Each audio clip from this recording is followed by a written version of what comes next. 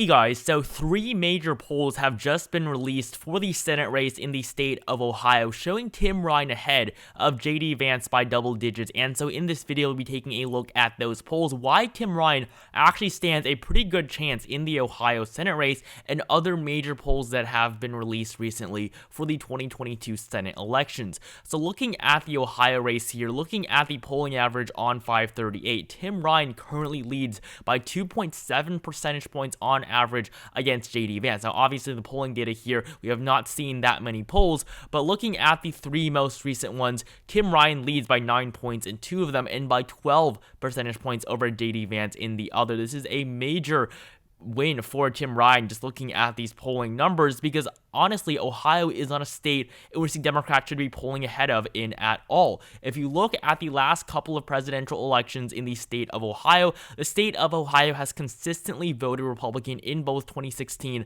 and 2020. After Donald Trump won Ohio in 2016, it has never voted blue in a statewide election. In fact, the state of Ohio has not voted for a Democrat on the statewide level since 2006, with the exception of Sherrod Brown, who is currently in the U.S. Senate representing Ohio, and we'll be going over why he can help Tim Ryan win this race in just a couple of moments as well. But I mean, since 2012, the state of Ohio has voted for the Republican Party in every single major election. And if you look at the 2022 race here, JD Vance is the Republican nominee against Tim Ryan. I think that JD Vance is objectively not a good nominee for this race. I think that even Josh Mandel would have done a better job. If you look at the 2016 election, Rob Portman won his second term by over 20 points. However, after this cycle, he will be vacating the seat, and he will most likely still be replaced by JD Vance. However, Tim Ryan really is giving him a run for his money. First of all, JD Vance barely won his primary with just 32% of the vote, defeating Josh Mandel, who was the nominee for U.S. Senate in 2012 against Sherrod Brown. And if you look at the Democratic primary here, Tim Ryan was able to win by a much stronger 70% of the vote on the Democratic side. And so even though most of these sources still give the state of Ohio to the Republican Party, many of the newly updated ones, especially Real Clear Politics here, does give Tim Ryan a little bit of a better chance, only categorizing this race as being lean, which is the worst margin that they could give in favor of the GOP. So if you look at the 2022 race, it is clear right now that JD Vance is struggling. He is not doing nearly as well as he should be. If you look at the polling data released between Tim Ryan and JD Vance, looking at all of the polls released in 2022, JD Vance has only led in 2 of them. Even though many of these polls were Democratic funded, JD Vance is really not doing as well as he should be. If you look at the 2 polls released here showing him ahead, JD Vance leads by 3 points in a poll released in late May, and a poll in early May only shows him up 4 points, while many of these other polls show Tim Ryan leading by much stronger margins. And if you look at the polling average here on Wikipedia, as you can see, JD Vance has only been ahead of Tim Ryan for a very short amount of time. And if you look at the popularity of the 2 candidates, this really explains to you why JD Vance is in such a precarious situation. If Vance ends up winning the election, it will not be because of his popularity, but because of the unpopularity of the Democratic Party as a whole nationwide. However, I do think that Tim Ryan will be able possibly to overcome the difficulty that he will face as a result of the partisanship in the state. If you look at the favorability of both candidates, just looking at the very favorables, Tim Ryan, 19% of Ohio voters think that he is very favorable, while only 11% feel the same about JD Vance. You see a similar trend here with the somewhat favorable. With how many voters feel neutral about both of these candidates, it's pretty much even. But if you look at the unfavorable ratings, a lot more people view JD Vance unfavorably. If you look at the unfavorables added together, only 24% of Ohio voters view Tim Ryan unfavorably. So that is really going to help him out a lot. I think Tim Ryan is by far the best candidate that the Democratic Party could have nominated. And I mean, JD Vance is just another one of the bad nominees that the GOP has put up this November. If you look at the other close races, I mean, other bad Republican nominees, not just in the state of Ohio, but Ron Johnson is also very unpopular in the state of Wisconsin. In Nevada, Adam Laxalt's views on abortion are heavily unpopular in his state, and that is tanking his chances of winning there in Nevada and defeating Catherine Cortez Masto. In Pennsylvania, Mehmet Oz is a terrible candidate on the GOP side. John Fetterman is absolutely destroying him in the polls, and Pennsylvania really should be a lot closer than it is right now. And of course, in the state of Georgia, I mean, Herschel Walker is a terrible candidate against Raphael Warnock, and I mean, Walker's weaknesses have been exposed time and time again over the last 2 years. I think the best nominee that the GOP has put up in a competitive race is in the state of North Carolina with Ted Budd, and that race isn't even all too competitive. So the GOP and their nominees are going to hurt them this November, and that is the main thing right now going for the Democratic Party. It is the overturning of Roe v. Wade, which is energizing Democratic voters, and just the unpopularity of the nominees that the Republican Party is putting up. If you look at the district that Tim Ryan has ran in. So currently, Tim Ryan is a member of the U.S. House. He is a 10-term congressman. He won his 10th term in 2020. And if you look at his electoral history in the state of Ohio, he has been able to win by very solid margins every single time. If you look at the district that he has served in for the last 10 years, the 13th district of Ohio, the partisan lean here is even. So Tim Ryan is running in the closest district in the state of Ohio. However, if you look at how this district has voted, Tim Ryan has won by very solid margins in every single election. His closest one was the last one against Christina Hagan. Hagan was the strongest candidate that Tim Ryan had faced in his 2 decades in the House. And if you look at the vote in 2020 still, with Donald Trump winning Ohio by 8 points, he was still able to win his district, an even district, by a margin of 8% against the strongest Republican that had challenged him in over a decade. So Tim Ryan has done very solidly in the elections in Ohio, and that is a reflection of the fact that he is popular. He is a lot more of a moderate Democrat. He is definitely not in the progressive wing of the Democratic Party. If he was, he would have absolutely no chance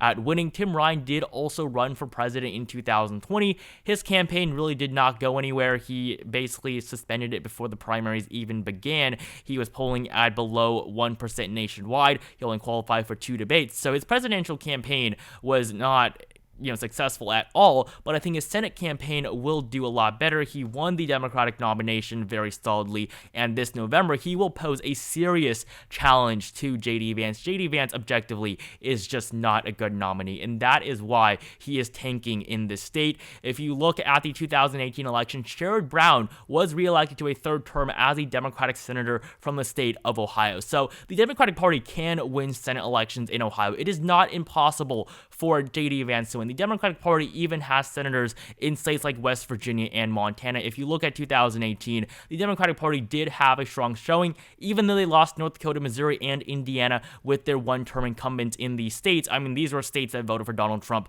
by solid margins in 2016. So the Democratic Party really had no chance at these 3 states, but they were able to hold on to Montana with John Tester and West Virginia with Joe Manchin. Their only major loss was in Florida, where Rick Scott defeated incumbent Bill Nelson. So Democratic Party, they did have a good year in 2018. Sherrod Brown's win in Ohio was pretty significant as well. Ohio was one of the main races that the Republicans were targeting after Donald Trump's solid victory there just 2 years prior. However, Sherrod Brown is very popular in his state of Ohio. That's very obvious. He did defeat Jim Renacci, and if you look at the 2012 race, Josh Mandel, of course, he came in second this year in the primary for the Senate seat. So if he had won this primary, he would have had a much better chance at becoming a U.S. Senator. But in 2012, Sherrod Brown also won by a pretty solid margin. 2006, he was able to win by double digits against incumbent Mike DeWine, who is now the governor of Ohio. So Sherrod Brown does give more confidence to voters in Ohio as well as just nationwide,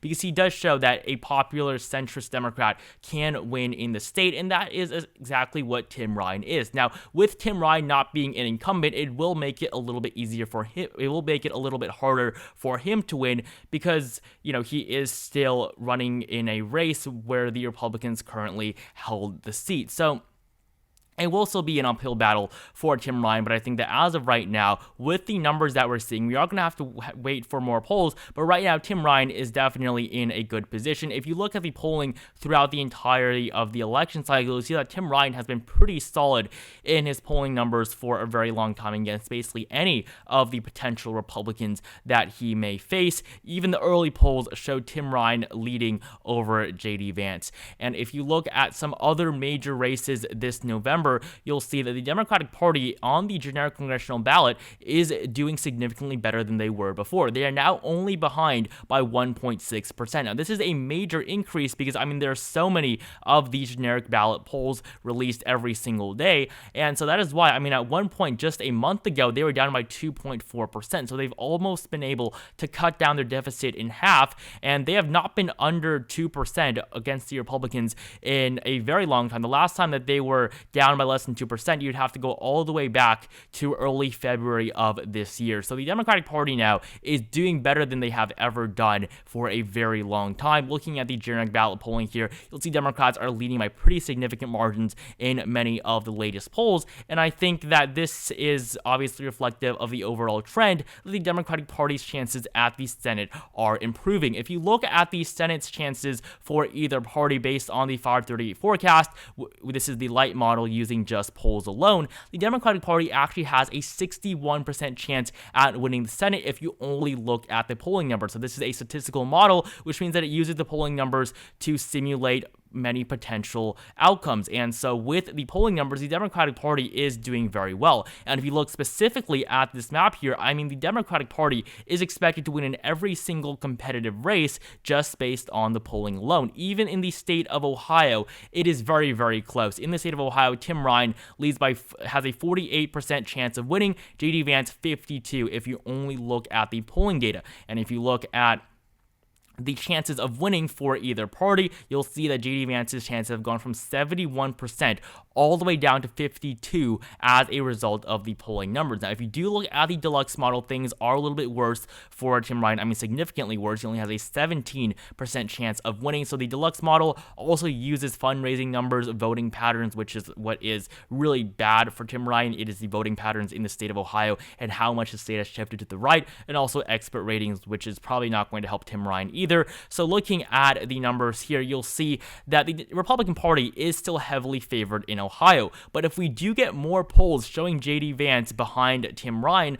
I think it is going to create more confidence in the Democratic Party. Right now, the Democratic Party is not pouring too much money into this race because at this point, the smartest thing for them to do is to try to target the states where they really can win. 2022 is still not going to be any sort of good year for the Democratic Party. It is not going to be anywhere near 2020. They are almost guaranteed to lose the U.S. House, but on the Senate level, they can still end up on top. They're probably going to win in the state of New Hampshire, and so really, the four states that they should be targeting the most are trying to hold on to Nevada, Arizona, Georgia. That should be their main prerogative, and also, of course, flipping Pennsylvania. This is the most easily flippable state for the Democratic Party this November. Ohio, it may be competitive. Tim Ryan may make this race a little bit closer than expected, but as a whole, Ohio is simply not as competitive right now compared to these other races. So as more polls are released from Ohio, the Democratic Party may be diverting more money into the race for Tim Ryan, and I think that would really help him out a lot. I do think that this race will be in the single digits. I don't think that JD Vance is going to have any sort of impressive margin of victory. I think it's actually going to be closer than the state of North Carolina, and I think that it's going to be more on par with Wisconsin, with Ron Johnson being an unpopular incumbent there. So the race in Ohio is definitely one that the Republican Party is going to have to fight for as well. And if you look at polling from other states on the ballot this November, we have the state of Iowa. In the state of Iowa, the Republicans are not polling well here at all. Looking at the two most recent polls conducted by the Franken campaign, Michael Franken, the Democratic nominee, is only behind Chuck Grassley on average by 4%. And Chuck Grassley is running for an 8th term. His age is going to affect him this time around. Last time, he was able to win very solidly with a margin of 25% against Patty Judge. But this time around, Chuck Grassley will be in his mid-90s if he finishes his next term, his 8th term in office. And so Chuck Grassley's polling numbers are abysmal right now compared to previous election results we've seen for the Republican incumbent. He is the longest-serving Republican currently in the Senate. And yes, these are polls funded by the Michael Franken campaign, but still, 5% and 3%, these are pretty weak numbers for the GOP. If you look at the 2016 race race, Chuck Grassley won 60% of the vote, a margin of 25%. In 2010, this margin was even larger. It was over 30% in 2010. So Chuck Grassley is still relatively popular in the state of Iowa, but his numbers are just not what they were before. Michael Franken is a former Navy Vice Admiral, and I think that he is going to pose one of the strongest challenges to Chuck Grassley that Chuck Grassley has faced in the last 4 decades. And obviously, Michael Franken is, I think, one of the better nominees that the Democrats have put up. If you look at the polling between the two, I mean, clearly right now, Chuck Grassley is in a little bit of trouble. He is probably still going to end up winning the race, but I think that the margin will go significantly under the solid margin that he had in previous elections. And so that is why I have moved the state of Iowa out of the solid Republican column, and I'm now classifying it currently for the time as a likely Republican state. The GOP simply is not doing as well in Iowa as they really should be. And if you look at other polls that have been released in the last couple of days, I mean, the numbers are very good right now for the Democratic Party. That is why they have a 61% chance of winning based on polling alone. There was a new poll out of North Carolina from the Trafalgar Group, which showed Ted Budd only ahead by 3%. Now, most of these polls in the state of North Carolina have all been Republican funded. If you look at all the recent polls since the month of May where Ted Budd won his nomination, basically all the polls showing Ted Budd ahead were Republican funded. As you can see, the Trafalgar Group obviously very much skewed to the right, Ted Budd +3. These other polls showed Ted Budd ahead. The most recent Survey USA A-rated pollster, Sherry Beasley +4. This was the most recent independent poll released. And so right now the numbers are favoring Ted Budd.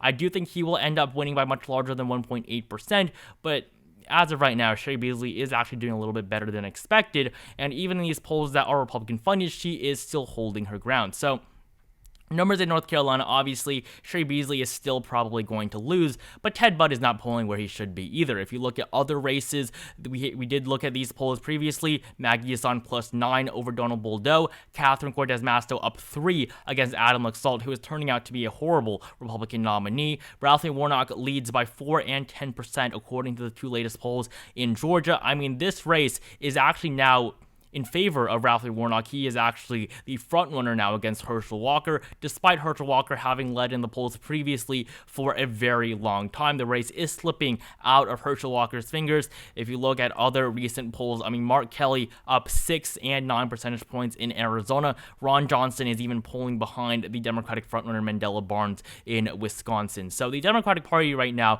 is seeing a lot of good polling numbers. We do have to wait and see whether or not they hold up. And so right now, the Democratic Party is in a good position going into these midterm elections. I think that their odds of winning are much higher than they were before. Even if you look at the general congressional ballot, I think we're going to continue to see the Democratic Party's numbers rise here. And this is an important metric in measuring how the midterm elections are going to go. So thank you guys so much for watching this video. Make sure you like it down below if you enjoyed it. Comment down below how you feel about the race in Ohio. Do you think Tim Ryan has a chance of winning? Subscribe to my channel if you have not, and I will see you guys in the next video.